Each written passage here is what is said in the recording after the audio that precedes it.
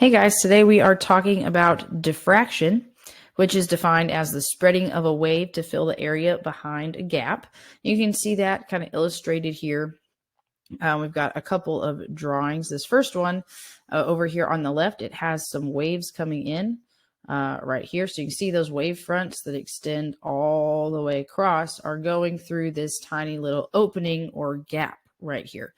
And when they do that, those wave fronts don't continue just straight on through like so in their nice, neat little sections. Instead, they start to actually spread out into kind of this larger pattern, which isn't really triangular, it's more circular, but it kind of spreads out behind that opening. And it ended up going from this small gap to this larger wave pattern. And that's the idea of diffraction, is that whenever something that's like a wave goes through a little gap, it's going to spread out back behind that gap. And we see this happen with water. We also see it happen with sound. That's actually how you can hear sound as it passes through things like doorways. But it also happens with light, because light behaves like a wave at times. That's what's illustrated over here on the right-hand side. We've got a laser beam that's coming into this small little gap right there, and then it's spreading out into this larger pattern. Now, really, these lines should keep going for a while all the way around, but whoever illustrated this just left it kind of here in that triangular pattern. But that light is going to spread out back behind that region because it diffracts. So that's the idea of diffraction. Anything that's like a wave that passes through a little slit is going to spread out behind it. So for this next slide, we're actually going to go look at a simulation from PhET for wave interference. That simulation is linked here. And once you get to the simulation, you open it up, you're going to need to be in the section of it that is called slits. And in that section, which mine right now is set up because I've been playing for it, you've got three options for waves. There are water waves, sound waves, and light waves. We're going to be dealing with the light waves in here. Also, side note, when I'm screen recording this, it's showing my mouse off from where it normally is. So if it looks like I'm clicking random stuff, I'm sorry. I have to do this pretty fast, so I don't have time to work through that technological difficulty. But we have some light waves coming in here, and then they spread out as they pass through that gap. And that's our diffraction. Now, we are going to look at this not with one slit, but actually with two slits, because that's the more interesting pattern today. Now, when you've got two slits there, you have the waves spreading out behind two different gaps. So you can think of it almost like two new wave fronts that are coming through. And if you put a screen somewhere to observe these, you actually get to see a different kind of cool pattern. And it's made up of these bright and dark lines that we're going to call fringes. They're most often called fringes. And in those light spots, the super bright ones, what's happening is that the top wave front and the bottom wave front are kind of lining up. We talked about path difference and interference last class when we were talking about thin films, and that kind of applies here too. The top wave front is getting to a certain region at the same time the bottom wave front is, but the bottom wave front is having to travel a longer path. And if that path length is just right, then they're going to end up in phase and you see a bright light. And if they end up just out of sync, you're going to see nothing, which is where you have those dark bands where there's some destructive interference and the top and the bottom wave fronts end up out of phase. So you see this alternating pattern of when the light is in phase, when it's out of phase, you get this bright, dark pattern. You can see it's brightest there in the middle, but as you go further out, that pattern is still there, just a little bit dimmer. Now, there are several configurable options with this. You can move the screen forwards or backwards. Now, it does take a minute for the simulation to catch up here because it does wait for all those wave fronts to go. But you can see here, if I move the screen back, they end up a little more spread out. You can also change your slit separation to get some different effects. So I have changed that now. I'm going to wait for those to get there. You can see now that we've got pattern that is closer together and we've got more fringes there, and they're all pretty bright. You can also change the slit width, which has some effect that we'll wait and see momentarily. That's not something that we usually deal with in the AP, but you can see those things are kind of starting to come together and have a lot wider of fringes. So I'm going to move that slit width back so that we can see it kind of normal again. And then you can also change what color of light that you use for this. So right now we're using a calm green. Well, maybe we'll move over here into a kind of a cool purple and see what differences there are when we're looking at the purple. When we're looking at the purple, it's a little harder to see, but we have more fringes showing up there, a lot more than we had with the green. If I go over here to the red, we'll see how many show up on the red.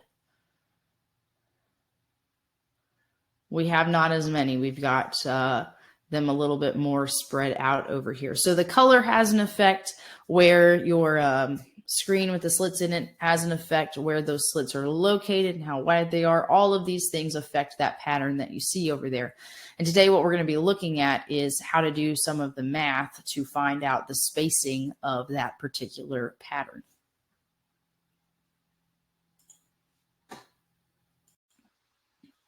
Now, we do have diffraction that occurs in our everyday lives that is really, really useful. One of those is about the dissipation of sound and how you can hear things. So if someone were to go out in the hallway right now, please don't, but if you're going to go out in the hallway and you're going to yell, someone would be able to hear you through the doorway. And the reason for that is because the sound wave, as it passes the gap of the door, is going to diffract through the door, and then it's going to spread out behind the door so that everybody in the room can hear that wave because it is diffracting through the door. And the reason for that is because the wavelength for sound is anywhere between 17 millimeters to 17 meters. That is the audible range for people. And a doorway kind of fits on that scale because it is between 17 millimeters and 17 meters. So sound waves can diffract through things like doorways. But light has a much different wavelength. The light wavelength for visible light is about 400 to 700 nanometers. So that is significantly smaller. And that means that light is unable to diffract through that door frame because it's nowhere near the scale of that door frame's width. So we can hear things through the doorway because that's about the same wavelength, but we can't see things spread out through the doorway. That'd be like being able to look through the doorway and see somebody that was standing around the corner. Light doesn't travel like that, so it doesn't hit our eyeballs coming through the door, but the ears can pick up that sound because it's diffracting through the doorway. So that's the condition. The wavelength has to be similar in size to the gap. On our next slide here, we have another version of that simulation. So I'm going to go get that pulled up for myself. This is Young's double slit experiment. He was a guy that was experimenting with light on these multiple slits, and he did so using what's called a discharge tube. So a discharge tube runs some electricity through a certain gas, and that certain gas produces a very specific wavelength of light. And the reason that Young wanted to do that is because he wanted to know very specifically what wavelength of light he was using for these things. And that was the easiest way at the time to get a very specific known wavelength of light. So he's using that discharge tube on various slits with various distances to the screen. And you can see all of that here. Sorry, mine's set up for the particle right now. There it's back on wave. And you can see that changing the wavelength and changing the width of the slit, the distance between the slits, all that stuff changes what happens to your spacing here. And I think in your practice, you're going to be asked about all the relationships, direct or indirect, with those spacings and wavelengths and all of that stuff. So this is a really good tool for kind of exploring those relationships in a qualitative sense without going into all of the math. Now, one of the interesting things that happened was that Young also did this with particles. Now, it still shows a discharge tube here, but he tried this with electrons as well.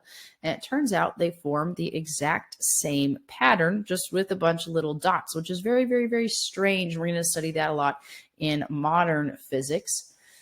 But this happens with particles as well. So the double slit experiment brought up a lot of points about modern physics that people had not previously thought about, especially with things like particles behaving like waves or waves behaving like particles. But that's all for next unit. Today, you really need to focus on it as the wave, forming that interference pattern of bright and dark.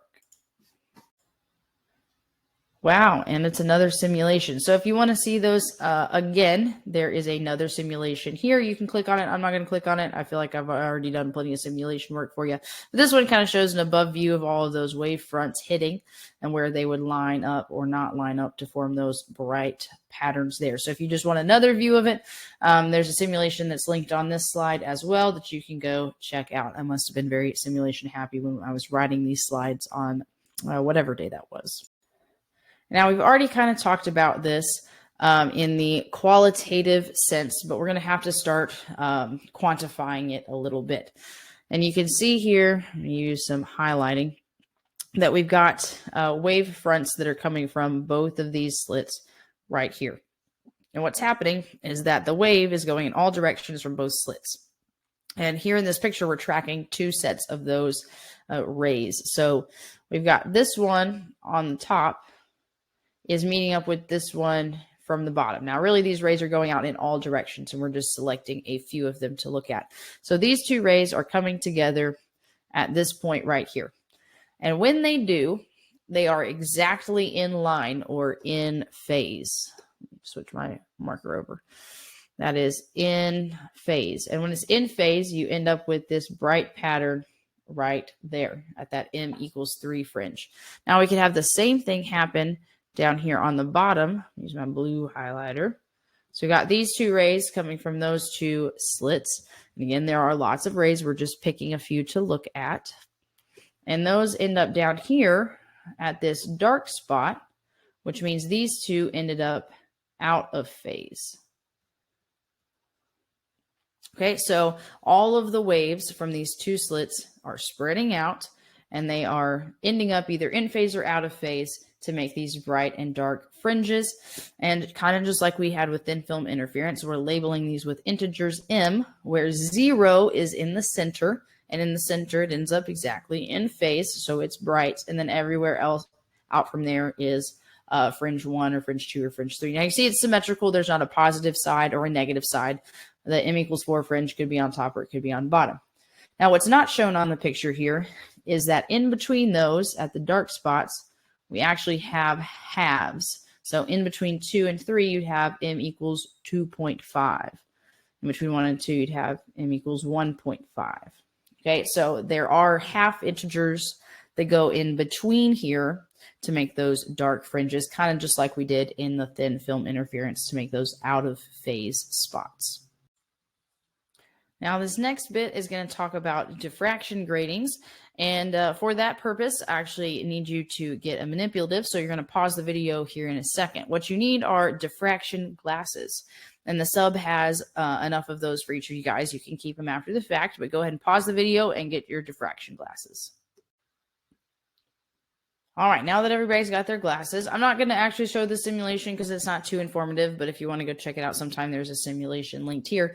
But a diffraction grating is like a piece of plastic or something that has lots of tiny little slits in it to cause diffraction like we were looking at in that interference pattern. But instead of just doing one set, it does lots of different sets. So when you put on your diffraction glasses, you see lots of different sets of the light. Now, if you're looking at the lights up on the ceiling, what you're seeing is an array of color that gets spread out. The reason that happens is because, as you saw in some of the previous simulations, the color of light spreads out differently because they all have different wavelengths, and so they have a different interference pattern. So when you are looking at the lights, which are white light made up of all of the colors, it's spreading out those colors in different patterns. And those patterns have slightly different spacing because they're based on the different colors. So you see all of those colors spread out, kind of like what you would see with the prism, but instead of being caused by refraction, it's caused by diffraction. And these glasses are really cool. They've got lots of those little slits in there. You can play with them with the lasers here in a little bit. They're pretty interesting if you look at your phone flashlights through them. So if you want to take a second and do that, you can. You can also try putting on several pairs and seeing what that looks like. But I do have to say you cannot drive with the diffraction glasses on. That would be hazardous, so please don't do it. These diffraction glasses are yours to keep, and all they're doing is sending that white light with all the colors through some slits, and that's spreading out into different interference patterns so you can see all of the lights. Side note, they also make all of these things for Christmas trees. You can go look at your Christmas tree lights with these things. They actually make ones very specifically make patterns like snowmen and snowflakes and all that kind of thing. So they're actually pretty cool. Yeah, that's diffraction glasses, and we're gonna keep moving on. Now here again we have another simulation. I'm not going to show it live. I'm just going to show it still right here. But we have a couple of waves that are incoming from some light, and we are watching them as they go to one of those points that might be one of those fringes. Now here it's showing a red one and a green one. They really should be the same color of light, but it's illustrating red and green so that we can refer to them specifically. Now you can see that they're having to travel different paths because of where they're coming from. This top one has a shorter distance to go than that bottom one does. But whenever the bottom one gets there, it is, you can see, exactly lined up with that green one. So when they're exactly lined up, you end up with a bright pattern there. If they were exactly out of phase, you would end up with a dark pattern. So those lights coming from the two different gaps, they travel different distances, just like with the thin film interference. Because they travel different distances, they can end up in phase or out of phase. The in phase portions are going to be the bright, and the out of phase portions are going to be the dark. So you can go click on this simulation and run it if you want to see that illustration, but that's the idea. We're looking for in phase or out of phase based on that path length. Now the equations for this are a little bit whack. Okay, not going to lie, and they are actually slightly approximations. So we're going to have to deal with that here on the next slide in a second. But it starts with the same idea that thin film did. This is actually the thin film equation that we've been using, and it's based on the change in L. The change in L we defined last time as the difference in the path length. So I'm going to write difference as a delta because I don't want to have to write all that. But the difference in path length is the delta L. And that's equal to an integer number of wavelengths. But if you remember the integer number of wavelengths, that is really only for brights. You have to do an integer plus a half for dark. So I'll write that down, integer plus a half for the dark. And that's exactly like what we did with thin film. And you can see that here. If M is any of the integers, you're going to get bright. If M is in between the integers, exactly halfway between an integer, you're going to get dark fringes. But we've got this new equation down here that is really important. It is specific to diffraction. It says d sine theta equals m lambda. So we're going to need to go look and see what d sine theta is in the context of our situation. But if you look at the equivalence here, that is what's going to be the difference in path length that we have. Okay, so on this slide, it's not actually a slide. I'm going to be drawing a picture to kind of demonstrate what our equation means. So we have this thing that says d sine of theta equals m lambda. And what that's talking about is the distance between your little gaps there. That is d. And then the theta is the angle illustrated as so that your fringe would be at. So maybe I'm looking at the m equals 4 fringe right there. Wherever that's located, the angle here is theta. Now, a lot of times you'll have this parameter L as well. It'll tell you the distance between the slits and the screen, or maybe also Y, which is the distance between the center to your specific fringe. So these are all common things that you might see in questions. Now, if you have the theta already, it's great because you can plug it right in the equation. You've got d sine theta equals m lambda, where m is either an integer if you're looking at a bright spot, or it's a half more than an integer if you're looking at a dark spot. But oftentimes, instead of just giving you the theta, they might give you the L and the Y. So if that's the case, you might have to do a little bit of trig. And if you are really good at your right triangle trig, you'll remember that tangent of theta equals opposite over adjacent. So here opposite is the Y and L is the adjacent. So in that case, you can say tangent theta equals Y over L, and you can solve for theta by using the inverse tangent of the Y over L to get the theta. Now, if you're super good at your trig, you might also note that you could use Pythagorean theorem here and say this is L squared plus Y squared square rooted, and just say sine theta equals the opposite there, the y, over the square root of L squared plus Y squared, and just go ahead and plug that whole thing in for the sine of theta.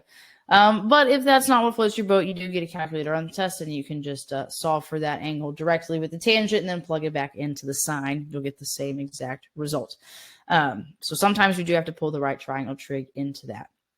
Now, at this point, I want you to go ahead and stop the video. Go ahead and pause it and get your practice, which the sub has. So sub, you can pass out the practice now. Y'all go ask for the practice because the example that we're going to do next is on that practice. And it is number 5 on there. The first 4 are going to make you go look at a simulation and look at some direct and indirect relationships. But after that, we have example 5, where you can follow along with the video. All right, so this example says 2 nanoslits 50 micrometers apart are illuminated with a light wavelength 500 nanometers. Light shined on the screen 1.2 meters away. We're going to draw a picture of this situation. So to draw a picture of the situation here, I'm actually going to make this a little bit smaller so that I can draw that since I don't have the whiteboard to use. We're going to draw basically the same picture we already did. Okay, we've got the 2 little slits there. We've got a screen over here. We've got a pattern of brights and darks. Sometimes I even like to just write bright and then dark instead of illustrating it. So you can do that if you want to. I'm going off of the screen just a little bit there. But you've got a pattern over there of brights and darks. You know, the screen is 1.2 meters away.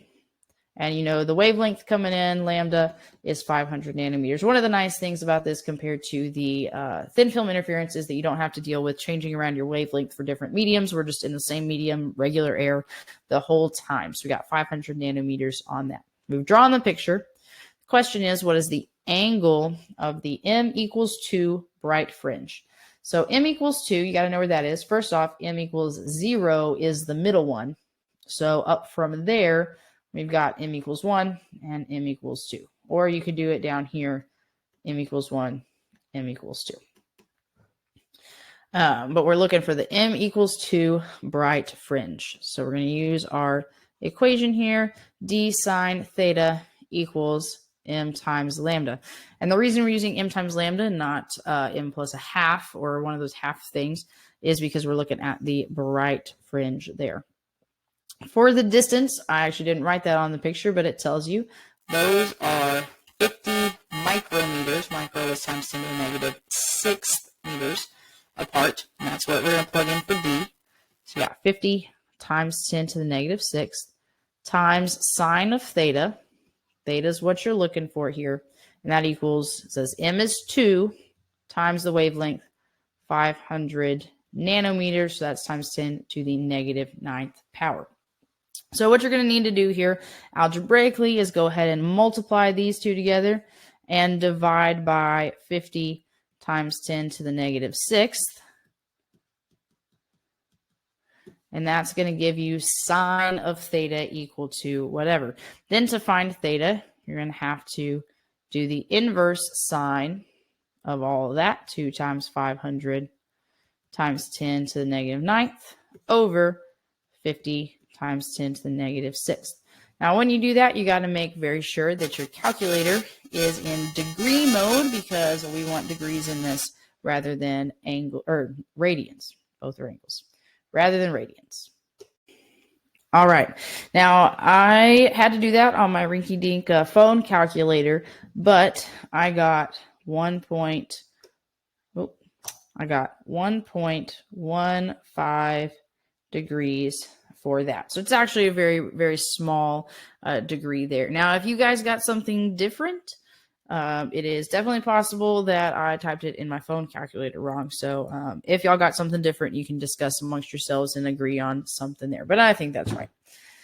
Okay, so for part C, the question is now, how far is this fringe from the center of the pattern? And that's where you're going to have to start doing some trig. So I'm going to erase this little bit over here so that I've got some space for drawing a triangle. All right, so what I am doing is drawing my triangle from the center of those two slits over here to the center where there's that bright fringe, and we're going all the way up to the m equals 2 fringe. Now, this is very clearly over-exaggerated in how far up this is because this angle is tiny. It's 1.15 degrees. Now, what I've drawn there is something like 40 degrees, way over-exaggerated, okay? So we've got that 1.15 degrees, and we are looking for this side over here, how far that fringe is from the center. We've got this 1.2 meters over here. Now we're going to be using the trig function tangent here because we've got an angle, we've got the adjacent to that angle, and we are looking for the opposite to that angle. So that is going to be the tangent function. That says tangent of our angle, 1.15 degrees, equals the opposite, which we are looking for. We'll call that y, divided by the adjacent, which is 1.2. So we really need to do 1.2, go ahead and type in that in, times tangent of our previous answer, which is going to get us 0.024 meters. So almost 2.5 centimeters is how far that would be up compared to our 1.2 meters. So clearly I've drawn things very out of scale, but that gives us room to work. All right, so that is diffraction in not really a nutshell. That was a little bit long. All right, so you've already got your practice. And on your practice, there's a few different things going on. We already did the example, but right above that, there's a thing about relationships. For that, you're going to need to go look at Google Classroom, or you guys can do it together up on the board if you want to. You're going to need to find any of the simulations linked on the assignment or in the slides and play around with them to see what the relationship between all these different variables are. Number one is asking you the relationship between wavelength and frequency, whether it's direct or indirect. And then you're going to look at wavelength and the space between fringes, distance between the slits and the screen versus the space of fringe. All the different things they're going to determine if they are direct or indirect, and that's just qualitative. We already did the example that is there for number 5. Number 6, you're going to try to do a derivation on your own or with friends. But that's going to be where you take our equation and a little bit of trig. So it's trying to derive an equation for the spacing between fringes in the double slit diffraction. So that's looking for the y for maybe the first fringe on there. So go ahead and try that out. And then for the next part, there's actually a lab demo, which is a little bit wacky. For that, you're going to need to determine the frequency or wavelength of 3 different lasers. For that, I've got a whole bunch of lasers up at the front of the room. They're in a little plastic box. There are lots of different colors, or by lots, I mean 3. There's red, green, and purple. You're going to need to determine the wavelength of each of those things. So in order to do that, you're going to need a meter stick. You're also going to need a diffraction grating. The diffraction grating has a slit spacing that I don't remember because I'm recording this video at home and my diffraction gratings are at the school, but I will write it up on the whiteboard. So you can take a look up there and it'll tell you what the D value is for all of those diffraction gratings. And based on that, you're going to need probably 2 meter sticks and a diffraction grating with your lasers. You're going to fill out that chart, try to figure out what the wavelengths are for the red, green, and purple lasers. And if you want to check that, you can Google what certain wavelengths of light look like and see if those kind of match the colors that you've got there. All right, so that is a lab demo. You got to do that in class today. And then at the end, there's a couple of exercises that are just based on the math. There is a question there that does involve asking the angle in radians for whatever reason. So make sure in that one you put your calculator back into radian mode. Okay, so that was a lot, and you do have a decent amount of practice to do, so better get going on that, but hopefully it'll be a little bit of fun with the lasers. Hope you guys are having a good day and treating the sub well.